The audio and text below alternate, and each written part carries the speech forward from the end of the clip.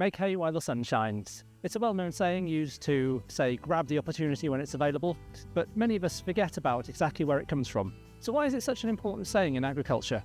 Well, at this time of year, it's July, and it's time to actually mow the fields and get the hay in.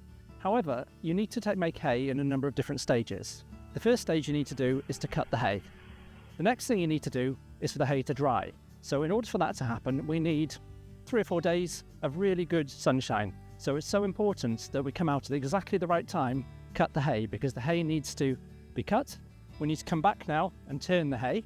After we've turned the hay needs to be swept into rows, and then the rows need to be baled and the bales sealed. And it's so important that we don't have rain during that period so that nothing gets damp or rotten or the bales ferment. Now the hay that we're making here is going to be used for horses, so it's really important that it dries out. So we do need several days in order for it to get completely dry. Horses have a very specialised digestive system. If they eat fermented grass, the gases can build up in their stomachs and cause an issue called colic. Horses can't burp, they can't throw up, so if they get a problem with the digestive system, they basically just lie down and die. So it's vital that the hay dries out over the next few days.